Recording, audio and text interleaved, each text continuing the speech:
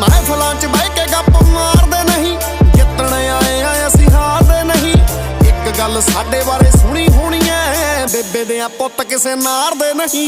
एक जिम्मेवारी मेरी दूर कर गए, लोकां नूं भी आपे मजबूर कर गए।